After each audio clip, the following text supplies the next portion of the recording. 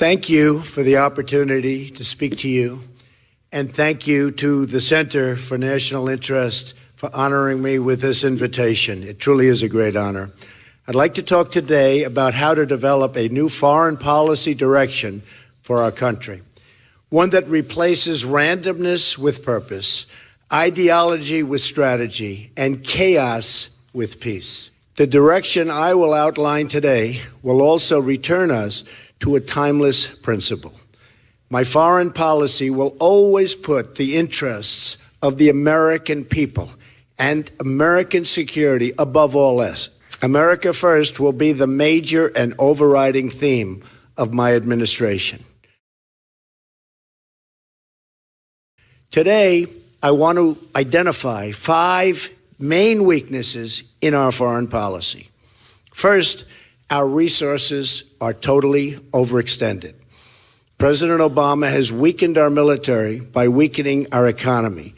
He's crippled us with wasteful spending, massive debt, low growth, a huge trade deficit, and open borders. Our manufacturing trade deficit with the world is now approaching $1 trillion a year. We're rebuilding other countries while weakening our own.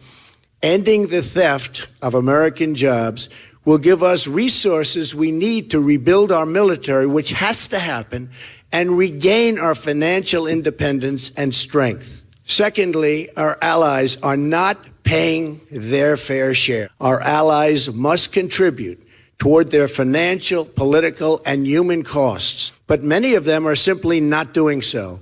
They look at the United States as weak and forgiving and feel no obligation to honor their agreements with us. In NATO, for instance, only 4 of 28 other member countries, besides America, are spending the minimum required 2% of GDP on defense. We have spent trillions of dollars over time on planes, missiles, ships, equipment, building up our military to provide a strong defense for Europe and Asia.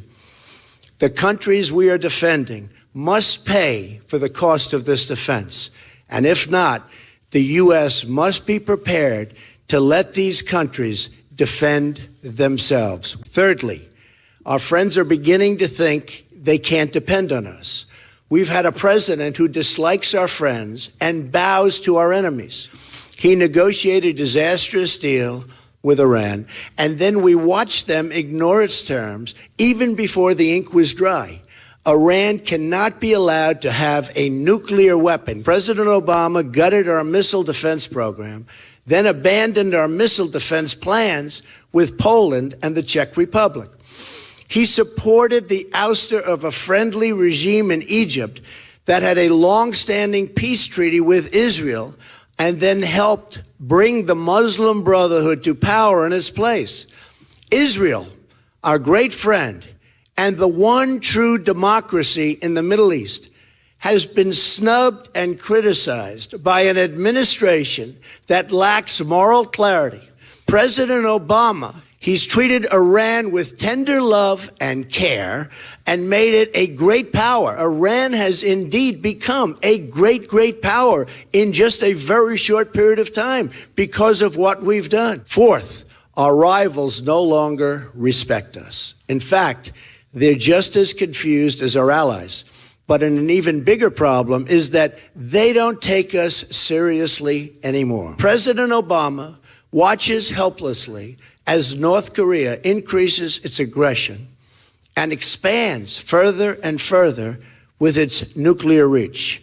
Our president has allowed China to continue its economic assault on American jobs and wealth, refusing to enforce trade deals and apply leverage on China necessarily to rein in North Korea. He has even allowed China to steal government secrets with cyber attacks and engage in industrial espionage against the United States and its companies. Finally, America no longer has a clear understanding of our foreign policy goals.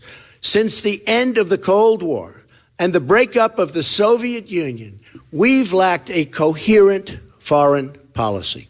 One day we're bombing Libya and getting rid of a dictator to foster democracy for civilians. The next day, we're watching the same civilians suffer while that country falls and absolutely falls apart. We've made the Middle East more unstable and chaotic than ever before. We left Christians subject to intense persecution and even genocide. Our actions in Iraq, Libya, and Syria have helped unleash ISIS. And we're in a war against radical Islam, but President Obama won't even name the enemy. And unless you name the enemy, you will never, ever solve the problem. Hillary Clinton also refuses to say the words radical Islam, even as she pushes for a massive increase in refugees coming into our country. After Secretary Clinton's failed intervention in Libya, Islamic terrorists in Benghazi took down our consulate and killed our ambassador and 3 brave Americans. And now ISIS is making millions and millions of dollars a week selling Libya oil. And you know what? We don't blockade, we don't bomb, we don't do anything about it. We're going to finally have a coherent foreign policy based upon American interests and the shared interests of our allies. We're getting out of the nation-building business and instead focusing on creating stability in the world. Our moments of greatest strength came when politics ended at the water's edge. We need a new, rational American foreign policy, informed by the best minds and supported by both parties. This is how we won the Cold War, and it's how we will win our new future struggles. First, we need a long-term plan to halt the spread and reach of radical Islam. Containing the spread of radical Islam must be a major foreign policy goal of the United States and indeed the world. Events may require the use of military force, but it's also a philosophical struggle, like our long struggle in the Cold War. In this, we're going to be working very closely with our allies in the Muslim world, all of which are at risk from radical Islamic violence, attacks, and everything else. We should work together with any nation in the region that is threatened by the rise of radical Islam. But this has to be a two-way street. They must also be good to us. The struggle against radical Islam also takes place in our homeland. There are scores of recent migrants inside our borders charged with terrorism. For every case known to the public, there are dozens and dozens more. We must stop importing extremism through senseless immigration policies. We have no idea where these people are coming from. There's no documentation. There's no paperwork. There's nothing. A pause for reassessment will help us to prevent the next San Bernardino, or, frankly, much worse. All you have to do is look at the World Trade Center and September 11th. And then there's ISIS. I have a simple message for them. Their days are numbered. I won't tell them where, and I won't tell them how. We have to be unpredictable. ISIS will be gone if I'm elected president, and they'll be gone quickly. Secondly, we have to rebuild our military and our economy. The Russians and Chinese have rapidly expanded their military capability, but look at what's happened to us. Our nuclear weapons arsenal, our ultimate deterrent, has been allowed to atrophy and is desperately in need of modernization and renewal, and it has to happen immediately. Our active duty armed forces have shrunk from 2 million in 1991 to about 1.3 million today. The Navy has shrunk from over 500 ships to 272 ships during this same period of time. The Air Force is about 1/3 smaller than 1991. Pilots flying B-52s In combat missions today, these planes are older than virtually everybody in this room. And what are we doing about this? President Obama has proposed a 2017 defense budget that in real dollars cuts nearly 25% from what we were spending in 2011. Our military is depleted, and we're asking our generals and military leaders to worry about global warming. We will spend what we need to rebuild our military. It is the cheapest single investment we can make. Our military dominance must be unquestioned. In this time of mounting debt, no $1 can be wasted. We're also going to have to change our trade, immigration, and economic policies to make our economy strong again and to put Americans first again. This will ensure that our own workers, right here in America, get the jobs and higher pay that will grow our tax revenues, increase our economic might as a nation. We need to think smarter about areas where our technological superiority, and nobody comes close, gives us an edge. This includes 3D printing, artificial intelligence, and cyber warfare. A great country also takes care of its warriors. A Trump administration will give our servicemen and women the best equipment and support in the world when they serve and where they serve, and the best care in the world when they return as veterans to civilian life. Our veterans have not been treated fairly or justly. These are our great people, and we must treat them fairly. Finally, we must develop a foreign policy based on American interests. Businesses do not succeed when they lose sight of their core interests, and neither do countries. Look at what happened in the 1990s. Our embassies in Kenya and Tanzania were attacked, and 17 brave sailors were killed on the USS Cole. And what did we do? It seemed we put more effort into adding China into the World Trade Organization than we did in stopping Al-Qaeda. Our foreign policy goals must be based on America's core national security interests. And the following will be my priorities. In the Middle East, our goals must be, and I mean must be, to defeat terrorists and promote regional stability, not radical change. We need to be clear-sighted about the groups that will never be anything other than enemies. We have to be smart enough to recognize who those groups are, who those people are. And we must only be generous to those that prove they are indeed our friends. We desire to live peacefully and in friendship with Russia and China. We have serious differences with these two nations and must regard them with open eyes. But we are not bound to be adversaries. We should seek common ground based on shared interests. Russia, for instance, has also seen the horror of Islamic terrorism. I believe an easing of tensions and improved relations with Russia from a position of strength only is possible. Some say the Russians won't be reasonable. I intend to find out. If we can't make a deal under my administration, a deal that's great, then we will quickly walk from the table. It's as simple as that. Fixing our relations with China is another important step in really toward creating a even more prosperous period of time.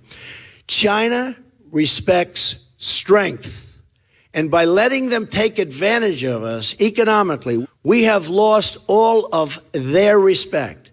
We have a massive trade deficit with China, a deficit that we have to find a way to balance.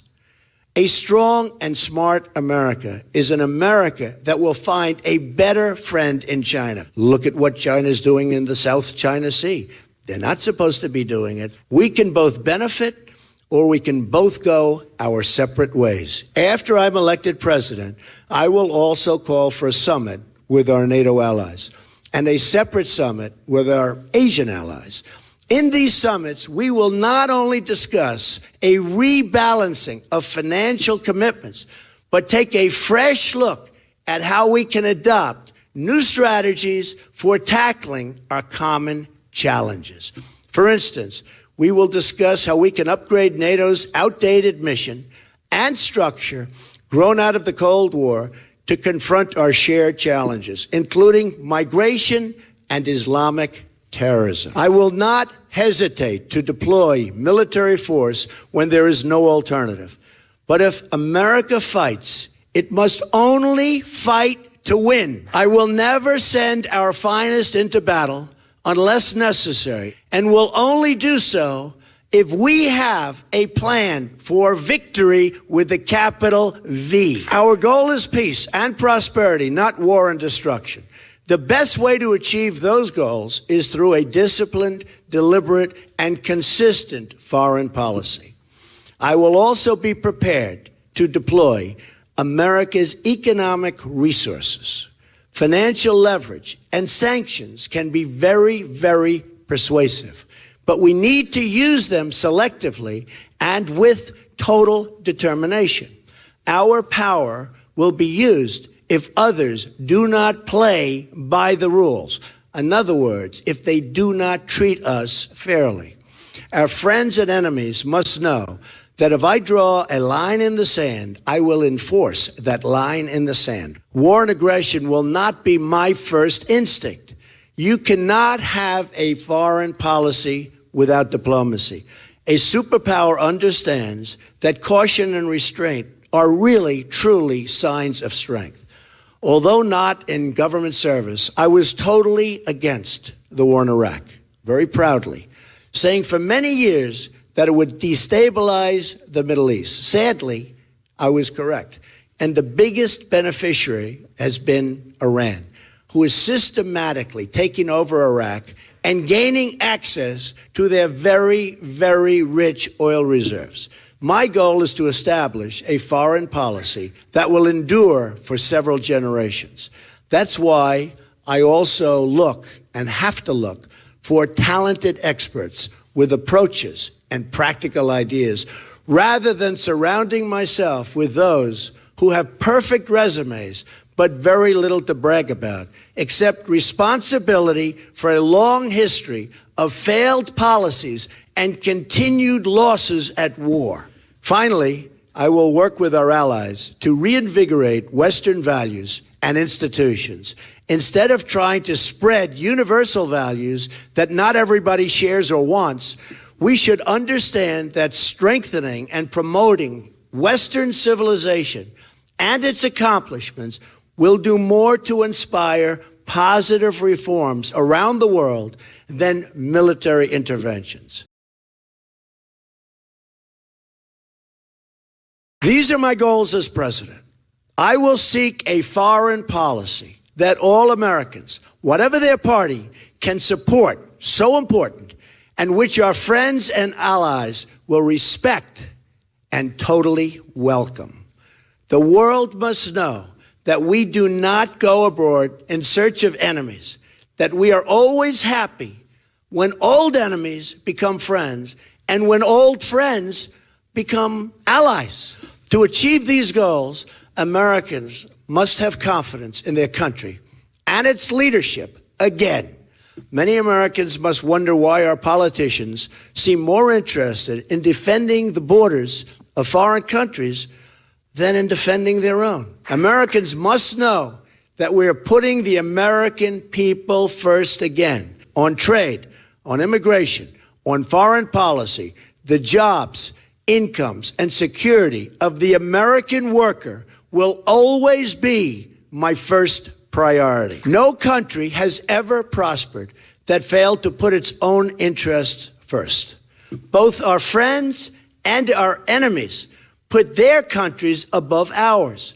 And we, while being fair to them, must start doing the same. We will no longer surrender this country or its people to the false song of globalism. The nation state remains the true foundation for happiness and harmony. I am skeptical of international unions that tie us up and bring America down. And under my administration, we will never enter America into any agreement that reduces our ability to control our own affairs. Under a Trump administration, no American citizen will ever again feel that their needs come second to the citizens of a foreign country. I will view, as president, the world through the clear lens of American interests. I will be America's greatest defender and most loyal champion. We will not apologize for becoming successful again, but will instead embrace the unique heritage that makes us who we are. The world is most peaceful and most prosperous when America is strongest. America will continue and continue forever to play the role of peacemaker. We will always help save lives and indeed humanity itself. But to play that role, we must make America strong again.